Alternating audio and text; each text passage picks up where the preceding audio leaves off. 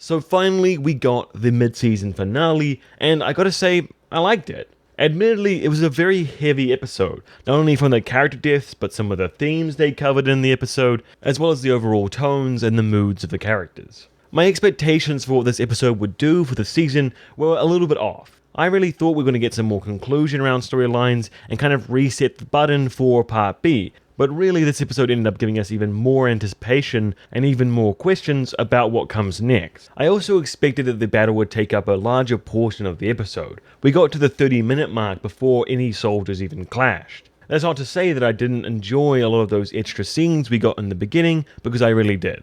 So let's go through some of my favourite parts.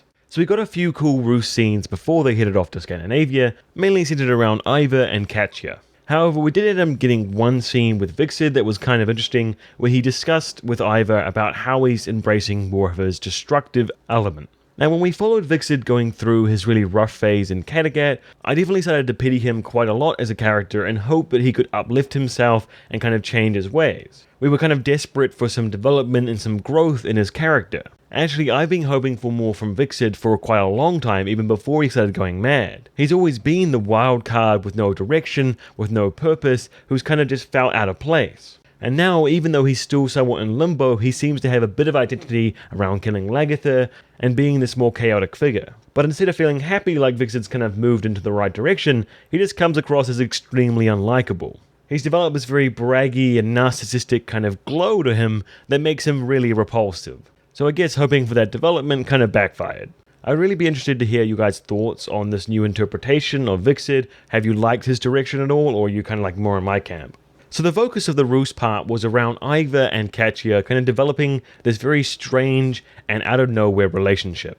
We've had a lot of questions about who Katja is, why she resembles Freydis, what Ivar's going to do about it, and as I said, this episode didn't really answer any of those questions, they just gave us a lot more. In the previous episodes, when Hvitserk saw Katja, he didn't see the resemblance at all, so we know that's in Ivar's head. But that alone doesn't make sense because we see Oleg with his knowing smile and teasing Ivar, and then Katja herself is behaving very strangely. So these actions and behaviors don't really seem to make that much sense if it's just all Ivar.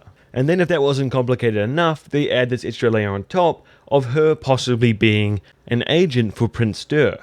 However, that's a little bit unreliable because, if you remember, Prince Stur didn't even know Oleg knew about his own mistress, let alone planting a mistress in Oleg's camp. Let's be honest, at no point did Prince Stur really strike us as an intelligent fellow. So there's going to be plenty of intrigue around Katja's history, what she's acting for, what's her own motivations, how much does Oleg really know, why is he giving those suspicious looks to them, plenty of interesting material. And as we close out the roost storyline, we see Ivar look up to the chirping of birds and the migration, and he knows spring is coming. So throughout this episode, we got a great deal of explanation and planning for this battle, as we saw Bjorn try his hardest to try and predict what Ivar was going to do and counter it, which is a very difficult task. Even though Harald ends up believing Eric and joining up with Bjorn to make these preparations, it seems clear from his attitude and the response of the other earls that most people don't really understand the roost yet. Most people in Scandinavia have never even seen or heard of the roost before. To them, there's still an abstract concept that's not fully realized, and so until those boats rock up on the beach, they don't really know the threat. I quite liked how Vikings threw in a couple different ways of showing this to the audience. Whether it was Harald kind of dismissing the threat, presuming they're going to win, and even mispronouncing their name because they never really heard it before. The contrast and attitude between those who really understood the threat and those who are still pretty casual about it. And of course, the big one of most of the earls not showing up, mainly because Harald hasn't really won the respect of most of the kings and wears a hollow crown, but probably also they don't really care about the roost. It was also quite fascinating to listen to the conversation between Jarl Torkildin and Bjorn, as we saw the culture of the Vikings isn't quite caught up to the new feudal system they're trying to develop under King Harald. This scene was also a very good example for something we saw over and over again with Bjorn. As most characters try to talk quite calmly and work things out as they're kind of allies now, Bjorn was very agitated and angry most of the time. Of course, partly this is because they weren't taking the threat as seriously, but also because Bjorn has been beaten down so much this season. He's extremely combative over the smallest details, he's very spiteful to most characters he interacts with, and in every word he says you can feel the hatred bubbling below. Like when Harald was pointing out a very simple concern that the people were having about stretching their defensive line too thin, Bjorn just explodes at him. Though this episode was definitely not one where anyone felt bad for Harald.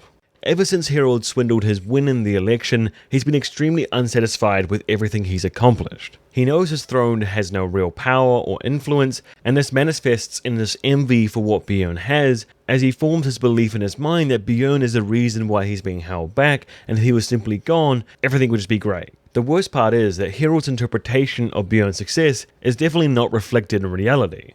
We have intimately followed all the details of how Bjorn's life has slowly been compacted and broken down. Bjorn's love life is a mess that we keep seeing explode in fantastical ways, but Harald just sees he has 2 wives and envies that. Even in this episode when Bjorn loses a son, Harald only sees him with his 2 wives having a loving bonding moment. So this episode really highlights the darkest parts of Harald's behavior, like we've seen in the past when he captured Astrid, and doesn't allow us to skim past or forget about the horrible culture and practices that were a part of life in this time period. Now, even though the battle wasn't as long as I thought, I really enjoyed so much of it. The way they cut between the explanations and the planning and ruse with Ivar and Igor and Oleg pointing at the different mountainscape gave us a huge amount of perspective and understanding of what was going on. Seeing Bjorn's plans kind of unfold against Ivar's and the interaction between them was really fun and exciting, and of course the actual fighting with the boats, the arrows, the flames, the traps was all really exciting and thrilling. We even saw some really great parallels to the mid-season finale we got for Season 5, like the guy singing at the beginning of the battle. They really captured the same essence as we got before, with the split between the brothers on both sides of the conflict and the switching perspectives between the different camps as we kind of falter in our loyalties between who we want to win. Like Scandinavia, who we've been following for ages, seem like the easy good guys in the beginning, but when we see Harald's flaws as a character really exposed, Bjorn acting so hateful and spiteful, and the new reformed Ivar being a lot more likable along with characters like Igor, for me at least it became a lot more of an even split between who I wanted to win. Definitely the standout moment for the planning sequence is when we saw Igor's childlike simplicity kind of point out this new perspective that Ivar and Oleg hadn't looked at before, which allowed them to break out of the rudimentary mindset that most battle commanders have. When you simply rule out certain ways of attacking and don't really think through the problems and try to come up with solutions, then you're really limited in what you can do. The other really great part of how they filmed this was the way that they managed to keep us in this kind of grounded perspective of what it was like to be on those ships, to float past, looking for dangers, being real nervous, being a fighter on those beaches, watching the huge army approach, and yet still being able to give us an overview of the battle through these planning explanations so we could understand the grander movements of what was going on. It was also kind of funny to watch all these soldiers try to struggle up this cliff, clawing their way up slowly, as they finally get a feel and understand how Ivar's had to operate for such a long time, clawing himself round. Well, not as much in the later seasons when they decided to magically make him walk all the time, but hey, yeah, let's not talk about that. So as the battle moves forward, we see the ruse get further and further along, as it becomes increasingly more clear that they can't hold back their invasion. We see Eric calling a retreat after retreat, along with Harald, and even Jarl Torketin getting taken down. And once they've kind of established the Scandinavian forces are losing, that people are dying, they cross over to Harald really struggling in a fight. We see him get a pretty lethal stab, he's on the ground, he's covered in blood, he's struggling to breathe, and he even tells Eric, who approaches, to leave without him. And so we got Eric to kind of redeem himself in Harald's eyes, like we guessed a little bit there, and then he takes his crown and goes. But we don't actually get to see Harald die at any point, so he's probably still going to be alive at the start of Part B. Another quite large similarity this mid-season finale had to the one we had in Season 5 was the unreal nature of the fight. As we guessed, these kind of talks on the beach we've been seeing for a while with Bjorn and Ivar weren't really happening, but rather these visions in their mind and this kind of surreal way Michael Hirst was telling the conflict between them. We saw Bjorn's pure determination to turn his luck around and to finally have a win. He needed to believe that the gods were with him and that he could throw back this force, but as Ivar stated, they simply had too large a number. I really liked how as the battle went on, we saw more and more dead bodies piled around Bjorn and Ivar as they talked. In the battle when we have the people fighting and the shaky cam going and the water spraying up, you can feel the rush and thrill of everything that's going on. But when the aftermath settles and you see the corpses laid bare, the devastation really hits you. And then of course we get that moment where Bjorn is fighting on the beach, it feels very normal, he's cutting people down left and right, and Ivar comes in and stabs him. In an instant, all of the sound disappears, the song floats through, and they cut between these visions of them on the beach alone and the surrounding chaos of the fight continuing. We see the legendary figure of Bjorn, the character we have followed since the very beginning, fall backwards and a light leave his eyes. And as the melody continues over top, we get images of Oleg and the Rus celebrating their victory, but it feels hollow. And the last shot we get is Bjorn's sword standing alone on the beach. Thanks so much for watching all of my reviews of this part A. It's been so exciting and fun to read through your comments and really watch the show with you guys.